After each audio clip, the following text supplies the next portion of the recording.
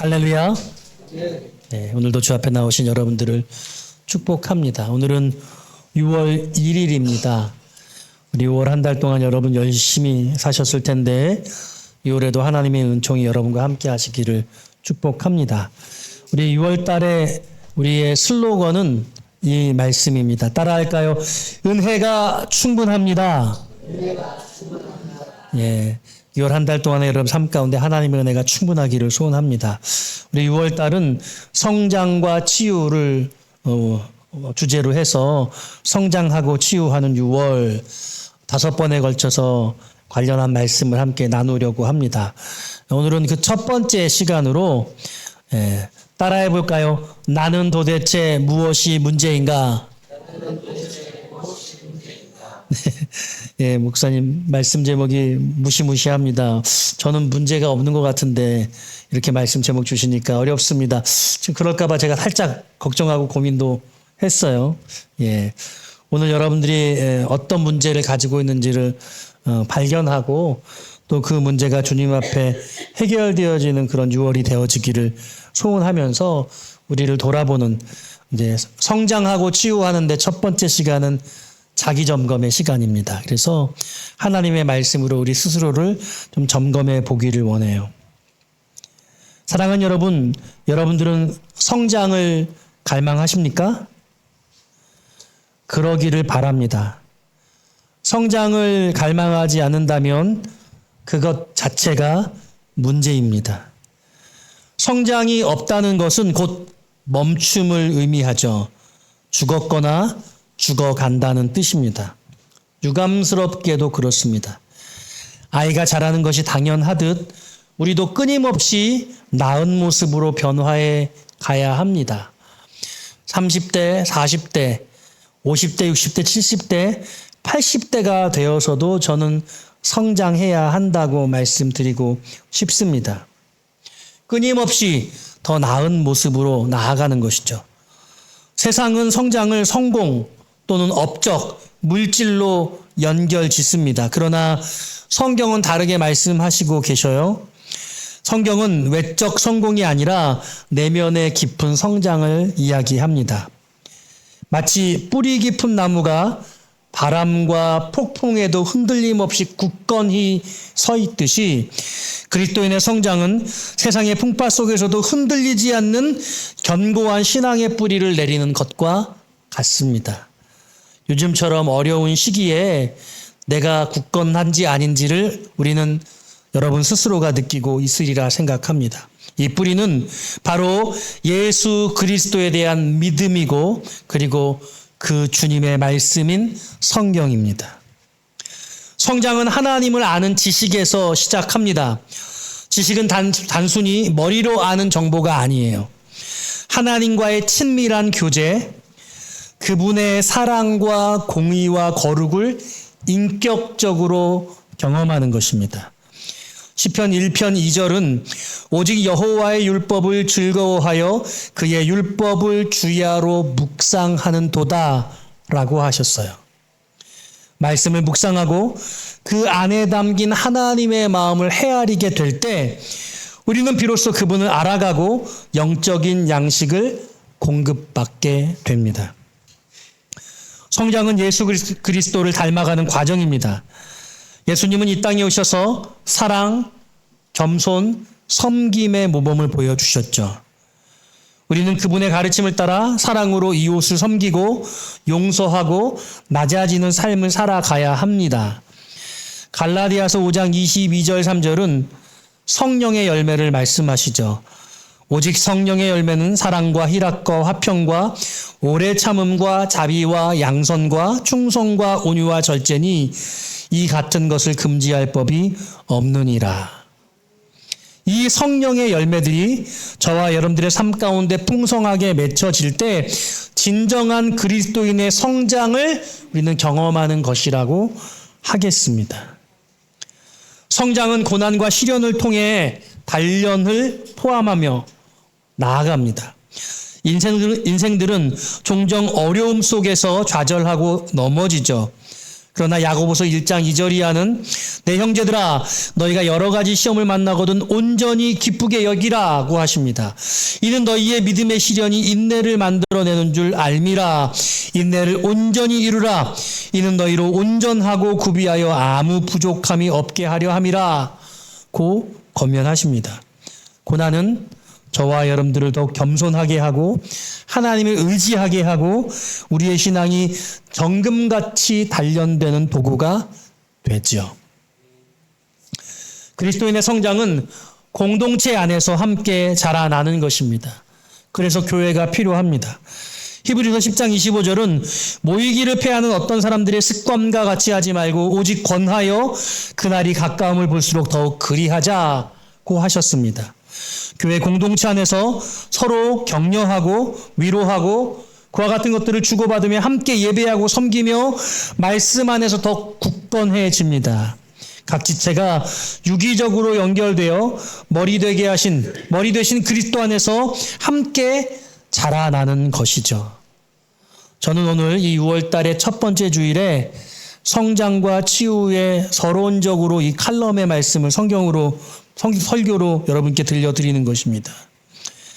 참된 성장은 세상의 기준으로 측정할 수 없습니다. 오직 하나님과의 깊은 관계 속에서 그분의 말씀을 통해 양육받고 예수님을 닮아가며 고난을 통해 단련되고 공동체 안에서 사랑을 실천할 때 우리는 비로소 뿌리 깊은 나무처럼 굳건히 서는 그리스도인으로 성장할 수 있습니다. 우리 6월 한 달에 여러분들이 특별히 이와 같은 성장의 경험이 더 깊어지는 그런 은혜가 있어지기를 주님의 이름으로 축원합니다. 오늘은 그 첫 번째 시간으로 우리 스스로 성장하기 위해서 우리는 평가부터 해야 되는데 도대체 내가 어떤 지점에서 성장이 필요하고 어떤 지점에서 성장하지 못하고 있는가를 돌아볼 수 있기를 원해요. 그와 같은 자가 진단표를 갈라디아서 6장 1절에서 5절 말씀은 우리에게 제시해 주시고 계신 겁니다. 자기 성장의 자가 진단표. 오늘 이 본문의 말씀은요, 특별히 특정한 상황을 말씀하고 계시는데, 거기 1절에 뭐라고 말씀하고 있냐면요, 같이 한번 읽어볼까요? 따라 합시다. 형제들아, 사람이 만일 무슨 범죄한 일이 드러나거든, 바로 이것이 특정한 상황입니다. 갈라디아서 6장 1절 말씀은 범죄한 일이 우리에게 생겼을 때 그 문제를 어떻게 해결할 것인가를 특정하고 있습니다. 여러분, 가정 안에서 누군가가 죄를 범했을 때, 그 일이 발각되었을 때 여러분 어떻게 해결하세요? 여러분 가풍은 그것을 어떻게 해결하십니까? 여러분 회사 다니시잖아요. 직장 생활 하실 때 여러분 그 회사 안에서 문제가 생기면 그 문제, 그 범죄한 일 어떻게 해결합니까? 학교에서 공부하면서 학급 안에서 사건, 사고 터졌을 때 어떻게 해결하십니까? 교회에서 무엇인가 범죄한 일이 드러나게 된다면 우리 중 누군가 그와 같은 일들을 직면하게 되고 그것이 온 공동체 안에 발각되었다면 우리는 그 문제를 어떻게 해결하면 좋겠습니까? 대한민국의 대통령이 범죄했고 그 일로 말미암아 온 나라가 고통을 겪고 있습니다. 우리는 그와 같은 일들을 겪으면서 못할 짓이다 그런 생각을 하지 않습니까? 지도자의 범죄로 말미암아 온 나라가 어려운 국면 가운데 빠져 있고 그리고 우리 대선을 통해서 이 문제가 잘 해결되기를 간절히 기도합니다.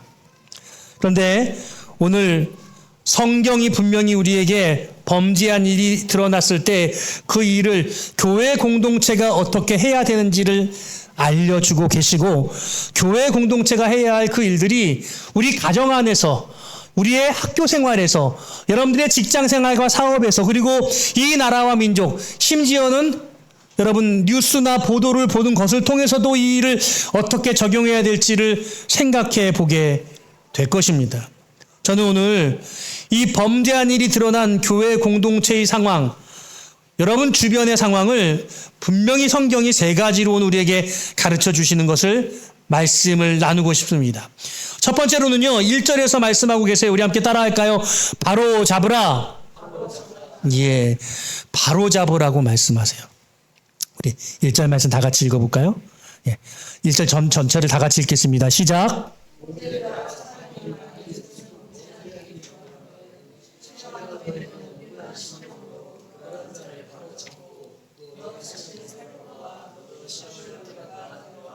아멘. 예. 범죄한 일이 드러나면 바로 잡으라 이렇게 우리에게 가르치십니다. 여기서 바로 잡다는 원어는요, 헬라어 카타르티조예요. 카타르티조.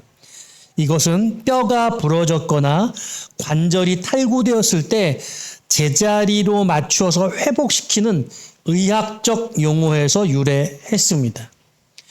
그러니까 여러분 단순히 비난하거나 정죄하는 게 아니라 죄로 인해 어그러진 것을 원래 상태로 회복시키고자 적극적인 노력을 해야 한다. 이게 바로 잡으라는 뜻입니다. 여러분들의 주변에서 그와 같은 범죄한 사건들이 생겼을 때 여러분 바로 잡으려고 하십니까? 뭐가 바로 잡는 겁니까? 그 죄를 묻고 그 죄를 반드시 집행하고 거기에 대한 책임을 지게 하고 일벌백계 하는 것, 그게 바로 잡는 것일까요? 아니면 그냥 못 본 척 지나가는 것이 바로 잡는 것입니까? 오늘 우리가 명확한 성경적 이해를 해야 할 것입니다. 오늘 분명한 것은요, 이 바로 잡음이라는 것에 이렇게 꾸며지는 말이 있죠. 신령한 너희는 이렇게 말씀하고 있습니다. 신령한 너희는 온유한 심령으로 이렇게 말씀하고 있죠. 여기서 신령한 너희라는 것은 성령의 인도하심을 받는 자들을 의미합니다. 성령의 열매 중에 하나인 온유함은 다른 사람의 허물에 대해 겸손하고 부드러운 마음으로 다가가는 것을 의미하죠. 분노하고 정죄하고 판결하고 이런 태도가 아니라 우리는 그것을 의로움이라고 생각할 수 있으나 성경은 오늘 본문에서 온유한 마음이라고 그렇게 표현하고 계십니다. 죄를 지은 형제를 바로잡을 때 우리는 섣부른 판단이나 정죄가 아니라 사랑과 긍휼의 마음으로 접근해야 한다는 것이죠.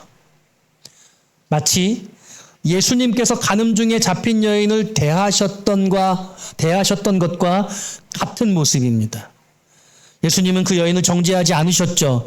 오히려 죄를 다시 짓지 말라고 권면하시며 새로운 삶의 기회를 주신 거예요. 우리가 죄를 지을 형제를 바로 잡을 때 우리의 목적은 그를 부끄럽게 하거나 공동체에서 추방하는 것이 결코 아닙니다. 오히려 그의 영적인 회복을 돕고 하나님과의 관계를 다시 세워주고 죄의 길에서 돌이켜 의의 길로 나아갈 수 있도록 하는 데 있습니다. 맞습니까? 이는 공동체의 건강을 위한 필수적 과정이기도 하죠. 여러분, 죄는 마치 전염병처럼 공동체 전체에 악영향을 미칠 수 있습니다. 한 사람이 문제가 되는 게 아니라 그 주변에 있는 지역이 같이 함께 허물어지는 거예요. 우리는 사랑 안에서 죄를 바로잡는 일에 온갖 마음을 가져야 하는 것이죠. 사랑하는 여러분, 그러나 동시에 본문은 우리에게 중요한 경고를 덧붙여서 하고 계십니다. 1절 하반절에 그렇게 말합니다. 온유한 심령으로 그러한 자를 바로 잡고 너 자신을 살펴보아 너도 시험을 받을까 두려워하라. 너 자신을 살펴보아 너도 시험을 받을까 두려워하라. 다른 사람의 죄를 바로 잡으려고 할 때 여러분, 종종 일어나는 일이 뭡니까? 그 사람을 정죄하고 분노하고 일벌백계 하듯이 문제를 크게 해서 그 사람에게 어려움을 주는 거죠. 주로 제가 깊이 살펴보니 그런 분들이 동일한 비슷한 범죄를 행할 가능성이 높더라고요. 네. 이게 참 신기한 한계인데 이게 이런 말이 있잖아요. 똥 낀 놈이 성낸다. 그러니까 그 사람의 죄를 바라보면서 자기 안에도 찔림이 있어요. 근데 그래서 그 사람에게 화를 내는 거예요. 그래서 그 사람을 정죄하고 그 사람을 판단하고 벌을 주려고 하는 겁니다. 제가 보니까 그런 분들이 나중에 동일한 문제를 가지게 되고 동일한 실수를 하는 모습들을 아주 종종 빈번하게 보게 되는 것 같습니다. 그러니까 여러분, 어떤 범죄한 일들을 살펴볼 때 그 범죄한 자들을 향해서 어떤 태도를 가져야 되느냐? 너도 시험을 받을까 두려워하라. 저 죄인의 모습이 나에게도 있다라고 그렇게 살펴볼 수 있어야 한다는 것이죠. 그렇기에 우리는 그의 문제를 반드시 해결해 주어야겠다고 여겨야 할 것이고, 그것을 통해서 나 자신도 더 조심하는 것이죠. 우리는 스스로를 의롭다고 여기거나 교만한 마음을 가질 수는 없습니다. 연약함을 인정하고 하나님의 은혜로 말미암아 우리의 죄가 넘어가지 않도록 해야 할 것이죠. 온유한 심령으로 바로 잡는다는 것은 동시에 우리 자신의 영적 상태를 끊임없이 점검한다는 그런 의미이기도 합니다. 여러분, 이 말씀을 마음속에 깊이 간직하시기를 바라요. 범죄한 일들을 바라볼 때 우리는 우리 자신도 모르게 분노가 치밀어 오르고 그것에서 어떤 심판을 하고 싶어하는 그런 마음가짐을 가지지만, 하나님이 우리에게 가져야 될 마음을 가르치실 때 그것은 그들을 향해서 온유한 마음으로 그들을 긍휼히 여겨야 한다고 말씀하시고 계시는 것이죠. 오늘 여러분, 범죄한 자가 드러났을 때 하나님 우리에게 두 번째로 가르쳐 주시는 것은요, 2절 말씀이에요. 같이 한번 읽어볼까요? 2절입니다. 시작.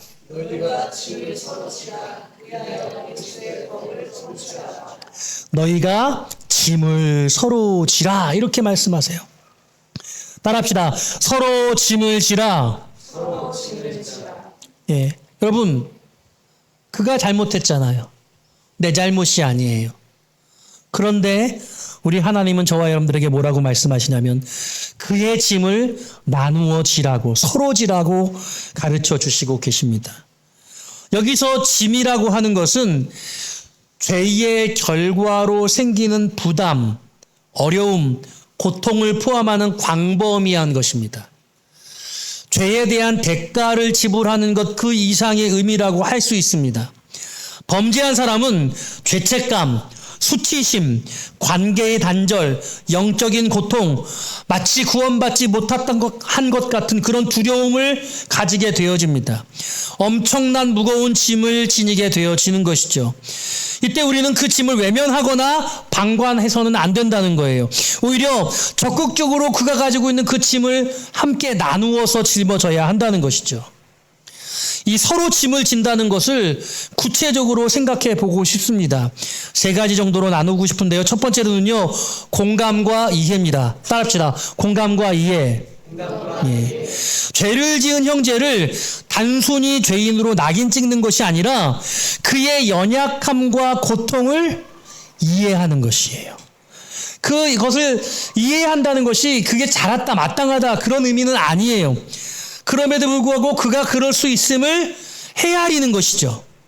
그가 왜 그런 어려움에 처하게 되었는지, 왜 그렇게 유혹에 빠졌는지 그 마음을 가지는 것이 필요합니다.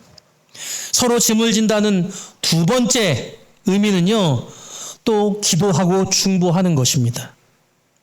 죄의 문제를 해결하는 궁극적인 능력은 인간에게 있지 않습니다. 자신에게 없습니다. 죄의 문제를 해결하는 궁극적인 능력은 오직 하나님께 있습니다. 믿으십니까? 그러므로 우리는 죄로 고통받는 형제를 위해서 함께 기도해야 합니다. 그가 회개하고 돌이킬 수 있도록, 하나님의 은혜를 경험하도록, 죄의 사슬에서 벗어나도록 간절히 중보해야 해요. 야고보서 5장 16절이 말씀하십니다. 너희 죄를 서로 고백하며 병 낫기를 위하여 서로 기도하라. 의인의 간구는 역사하는 힘이 많으니라. 그가 몸부림치며 그 자리에, 죄의 자리를 헤어나오지 못할 때 여러분들의 기도가, 주변에 있는 믿음의 사람들의 기도가 그 문제를 이겨낼 수 있도록 해준다는 거예요. 진정한 기도는 그와 같은 기도입니다. 서로 짐을 진다는 세 번째 의미는요, 실질적인 도움과 지원을 해주는 것이에요. 때로는 죄의 문제는 재정적인 어려움, 관계의 단절, 사회적인 불이익 등 구체적인 실질적 문제로 이어지게 됩니다. 이때 우리는 물질적인 도움이나 심리적인 지지 혹은 관계 회복을 위한 중재 등 필요한 것들을 실제적으로 제공해 주도록 애써야 해요. 왜 그래야 합니까? 저 사람이 잘못한 것인데, 맞아요. 저 사람이 잘못한 거예요. 그런데 나의 형제이고 나의 가족이기 때문에 그런 것입니다. 여러분들의 육신의 혈육의 가족이 그와 같은 죄를 지면 우리는 어떤 지불을 해서라도 그 죄를 만회하려고 하지 않습니까? 예수 그리스도의 십자가의 가족도 마찬가지인 것입니다. 주님 말씀하셨어요. 내가 줄일 때에 너희가 먹을 것을 주었고, 목마를 때에 마시게 하였고, 나그네 되었을 때에 영접하였고, 헐벗었을 때에 옷을 입혔고, 병들었을 때에 돌보았고, 옥에 갇혔을 때에 찾아보았느니라. 그러니까요, 심정적으로만 위로하는 것으로 충분하지 않습니다. 실질적인 가장 필요한 것들을 도와줄 수 있는 그 실제적 필요를 채워줌으로써 우리는 사랑을 실천해야 합니다.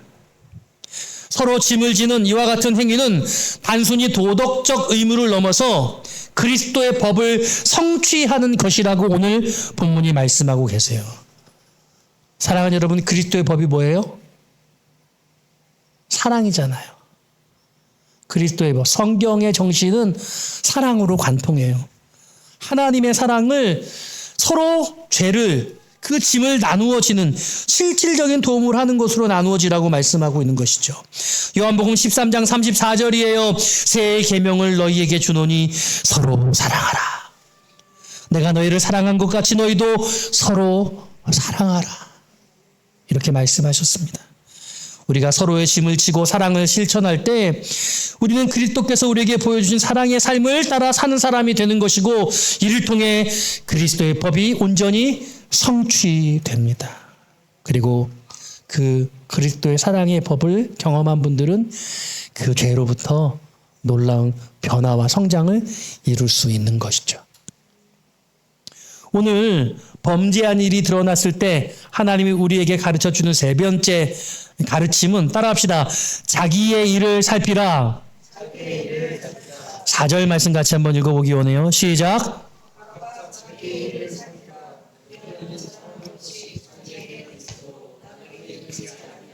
아멘. 각각 자기의 일을 살피라. 이렇게 말씀하고 계세요. 예. 사실 여러분, 이 자기를 살피라는 이 말씀은 여러 번 등장해요. 1절에도 나오죠. 예. 너희는 온유한 심령으로 그러한 자를 바로잡고 너 자신을 살펴보아. 3절에서도 다른 표현으로 등장하고 있어요. 만일 누가 아무것도 되지 못하고 된 줄로 생각하면 자기를 살피지 않은 자의 모습을 말씀 가르쳐주고 계시죠. 아무것도 아닌데 뭔가 됐다고 착각에 빠져 있는 것. 도대체 무엇이 문제입니까? 이와 같은 착각에 빠져 있는 게 문제라는 것입니다. 여러분, 이 1절에서 자신을 살펴보라는 경고가 나왔지만 4절은 그보다 좀 더 포괄적으로 자신의 삶과 행위를 돌아보는 명령입니다. 이는 다른 사람의 죄를 판단하거나 정죄하는 것에 급급하지 말고 먼저 우리 자신의 내면과 행동을 점검하라고 하는 것입니다. 우리는 흔히 다른 사람의 허물에 대해서는 예민하게 반응하잖아요. 그러면서 동시에 자기 자신의 허물에 대해서는 엄청나게 관대합니다. 예수님께서도 마태복음 7장 3절에서 말씀하셨어요. 어찌하여 형제의 눈 속에 있는 티는 보고 내 눈 속에 있는 들보는 깨닫지 못하느냐. 남의 작은 것은 크게 보고 내 안에 있는 큰 것은 전혀 이해하지 못하는 그와 같은 이기적인 욕망에 사로잡혀 있다면 변화되어야 하지요. 다른 사람의 죄를 보며 비판하기 전에 나는 과연 어떠한가? 나의 삶은 하나님 앞에 정직한가? 나는 온전히 주님을 따르고 있는가? 여러분 진지하게 물어보시기를 바랍니다. 특별히 오늘 이 자기의 일을 살핀다는 것을 세 가지로 여러분께 함께 설명하고 싶습니다. 첫 번째로는요, 자기 성찰과 회개예요. 우리는 끊임없이 우리 자신의 동기와 태도 그리고 우리의 행위를 돌아봐야 합니다.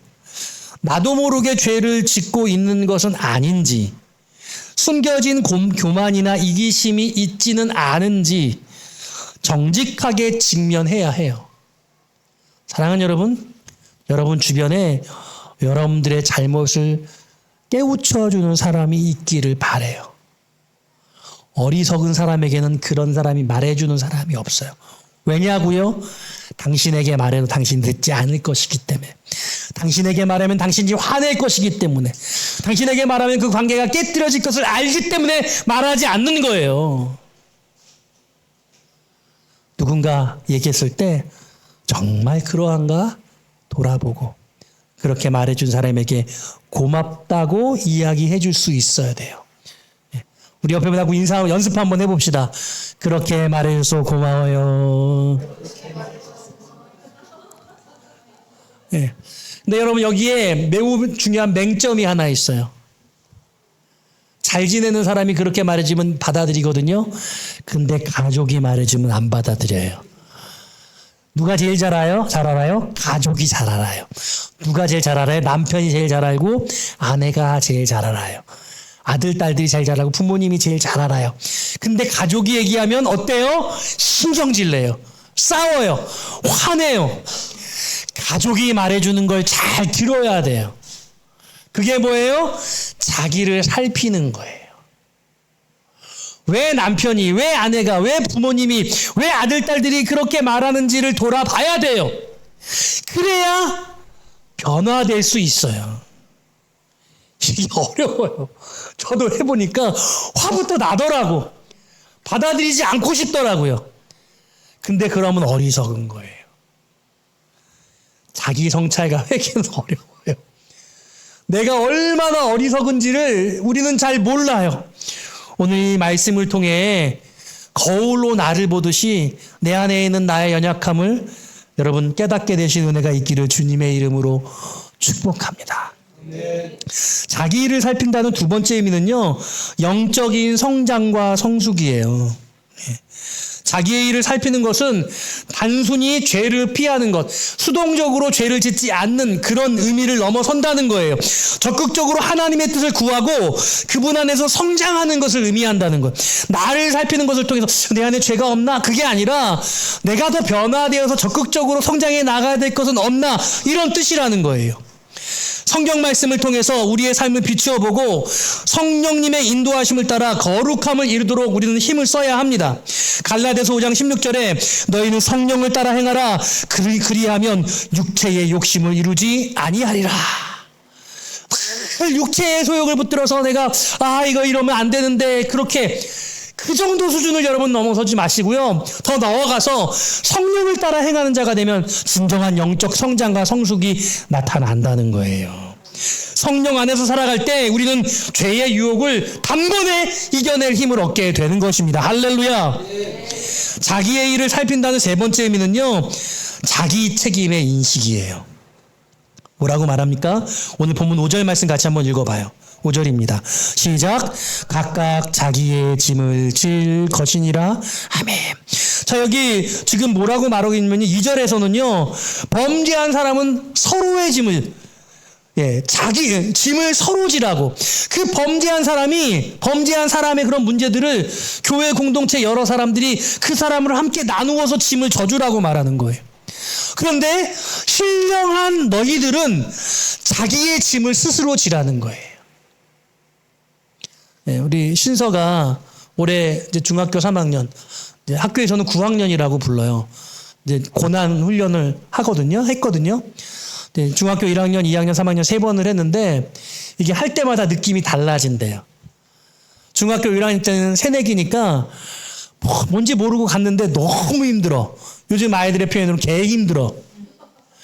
자기도 감당하지 못하는 거야. 그러니까 이 새내기의 짐을 누가 들어줘요? 중학교 3학년 언니 오빠들이 져주는 거예요.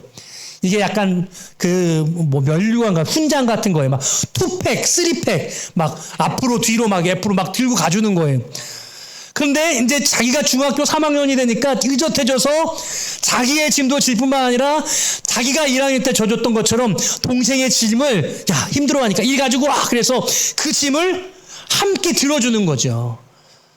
그러니까 신령한 저와 여러분들은 내 짐은 내 몫은 내가 다 하고 내가 어려워서 다른 사람들에게 패기치지 말고 내 역할은 내가 감당하고 다른 사람의 짐까지 져주는 그런 사람으로 나가는 거예요. 오늘 그래서 뭐라고 말하냐면 자기의 일을 살핀다는 것은 적어도 나는 다른 사람들한테 패기치지 않고 내 일은 내가 한다. 내 짐은 내가 진다. 이런 마음의 가짐을 가지는 거예요. 여러분 의외로 그런 사람이 별로 없어요. 쉽게 설명하면 삼성에 취직을 해요. 한 번에 막 1,000명, 2,000명. 요즘은 어떤지 모르겠어요. 옛날에는 막 10,000명씩도 뽑았는데 1,000명을 뽑았다고 해요. 그러면 그 1,000명 중에 1,000명이 모두 다 월급을 받는데 그 중에 자기 몫을 하는 사람들은 얼마 안 돼요. 자기 몫을 못하는 사람들이 절반 이상이래요. 근데 월급 받는 거야. 그리고 그 중에 한 10%쯤 되는 사람들이 나머지 900명의 모든 사람의 인건비 이상의 역할을 한다는 거예요. 그 10분의 1이 나머지 9명, 10분의 9의 몫을 다 감당한다는 거죠. 그래서 어떤 사람은 그 중에 임원이 되는 거예요. 그래서 한 사람의 연봉이 100배, 1000배를 받는 거죠. 그런 정도의 능력이 있는 거예요. 그러니까 여러분 우리가 성장한다는 것은 무엇이냐? 다른 사람들의 패기치지 않고 일단은 내가 내 몫을 감당하고 더 나아가서 다른 사람들을 돌볼 수 있는 수준까지 성장해 나가는 것을 의미한다고 할 수 있습니다. 말씀 정리해 봅니다. 오늘 말씀 제목이 나는 도대체 무엇이 문제인가? 오늘 말씀을 통해 우리 자신의 문제를 점검해 보기를 원하는데요. 사랑하는 여러분, 제가 여러분께 여쭤볼게요. 여러분들이 인생에서 분명히 어떤 죄를 지은 적이 있으실 거예요. 숨은 죄 말고 그 죄가 발각돼서 가족들에게나 친구들에게나 어떤 공동체나 모임 안에서 어려움을 겪으신 적이 있으실 거예요. 여러분들이 그 어려움을 겪으실 때 그 어려움을 누군가 도와주고 그 허물을 덮어주고 여러분들이 부끄럽지 않도록 여러분들을 세워주고 그래서 여러분들이 그 문제를 해결할 수 있도록 그렇게 해줬었던 사람이 누군가 있었습니까? 우리에게 그와 같은 경험이 필요하다는 거예요. 교회 공동체 안에 어떤 연약한 사람이 와서 그가 믿음 생활을 하는 가운데 그가 연약함으로 그 범죄한 것이 공동체 안에 드러났을 때 성경은 뭐라고 말씀하시면 교회 공동체 안에 많은 믿음의 온유한 사람들이 거룩한 신령한 자들이 그 사람의 허물을 덮어주고 용서해주고 그 사람이 하나님의 뜻대로 일어설 수 있도록 도와주라고 말씀하고 있어요. 주변 사람들로부터 그와 같은 돌봄을 받고 일으켜 세움을 받은 사람들은 거룩한 하나님의 말씀대로 사는 것이 어떤 것인지 경험해요. 만일 그와 같은 경험이 없다고 한다면 그 교회 공동체는 말씀대로 믿음으로 살기가 어려울 거예요. 왜요? 교회 공동체인데 공동체로 신앙생활하지 않고 그냥 신앙생활도 각자 도생하는 거예요.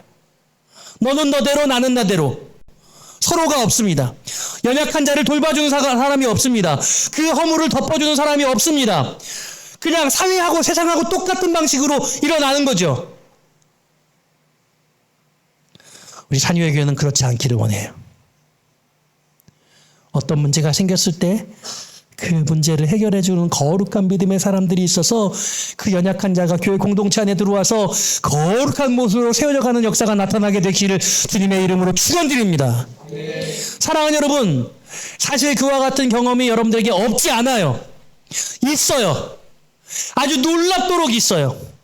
나는 그런 경험 해본 적 없는 것 같은데, 내가 이렇게 큰 실수를 했을 때 누가 내 허물을 덮어주고 그런 적이 없는 것 같은데, 아니에요, 여러분. 있습니다.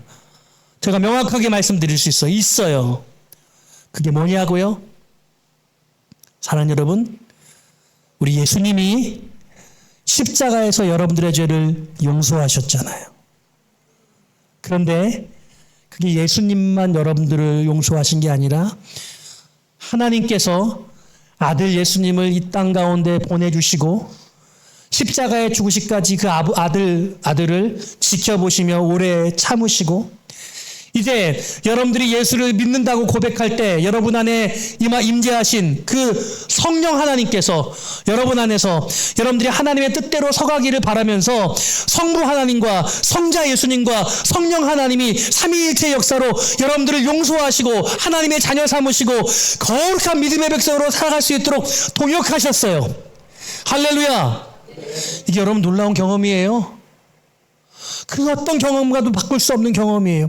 우리가 그 감격을 소유하고 있다고 한다면 누군가의 죄를 정죄하거나 비판하는 것이 아니라 그를 용서해 줄 마음을 우리는 가질 수 있는 거예요.